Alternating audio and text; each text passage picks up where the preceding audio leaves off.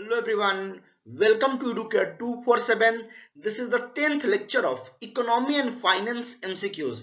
In this series, we cover economy and finance news in the form of MCQ. For this series, we are taking news from Business Line, Business Standard, Economic Times and Live Mint. This series is going to be very useful for upcoming RBI Grade B and SEBI Grade A examination 2020. The first question is, which of the following sets the interest rates for small saving schemes? The answer is Ministry of Finance. Mostly, RBI sets the benchmark for lending rates and banking system, but Finance Ministry sets the interest rates for small saving scheme. For other things, RBI sets the rates, but in case of small saving schemes, Ministry of Finance sets the rate. This is very important point. Department of Post has extended all the saving schemes up to the branch post office level recently.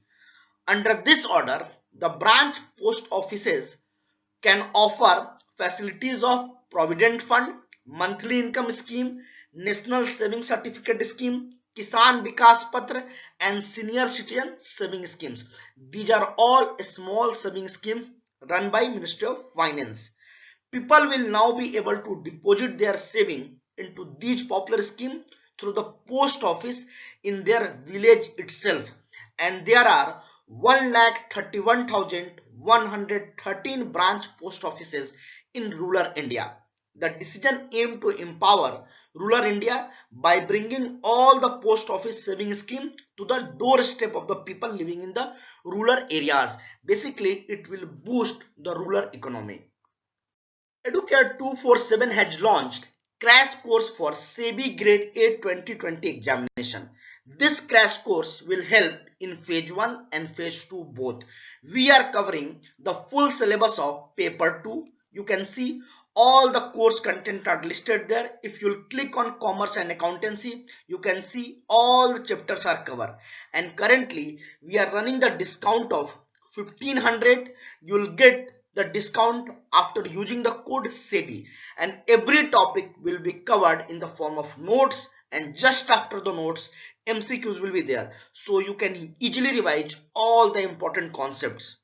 In our course, we are providing total 5000 plus MCQs on each and every topic.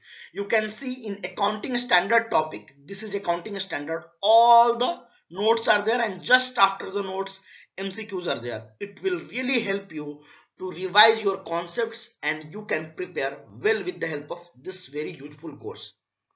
The next question is, National Cooperative Development Corporation work under which of the following ministry? The answer is Ministry of Agriculture and Farmers Welfare. Recently, Agriculture Minister launched the National Cooperative Development Corporation YouTube channel. The name is Sahakar Cooperative NCDC India. It will encourage farmers and youth to take the benefit of cooperatives.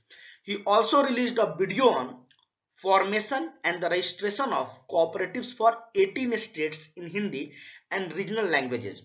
The videos will be aired on the new channel. That new channel have been formed.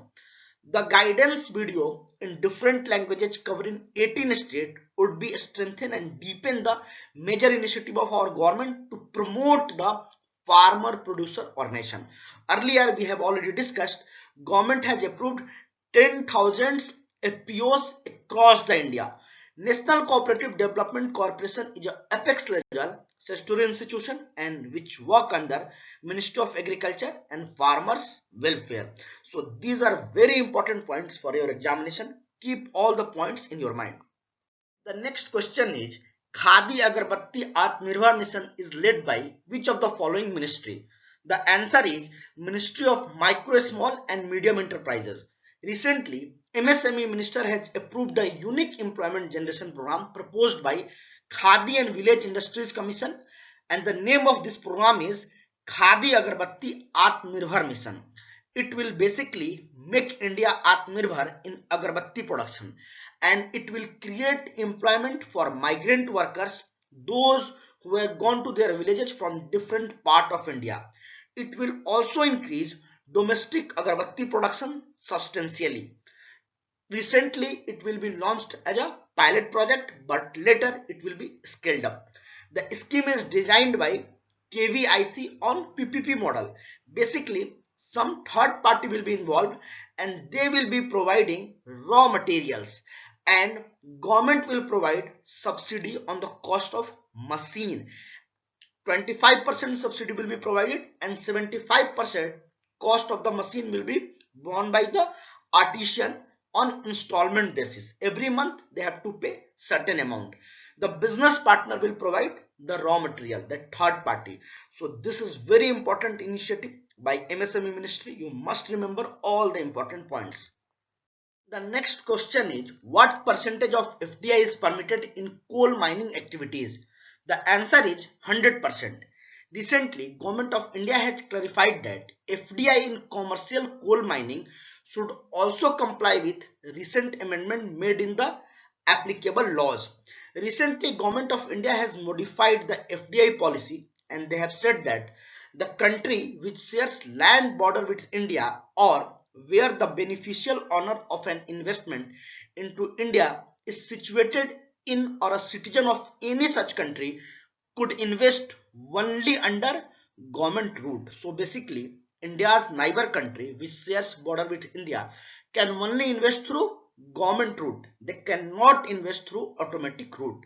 The new policy further states that citizen of Pakistan or any entity incorporated in Pakistan can invest only under the government route in sectors and activities other than defense, space and atomic energy. So this is also a very important point.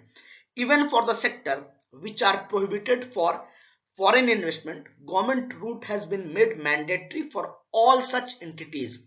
Government of India had earlier permitted 100% FDI under automatic route in coal mining activities, but now the new modification will also apply on coal mining activities. So basically, India's neighbor can only invest in India through the government route. They cannot invest through the automatic route. So this is very important point.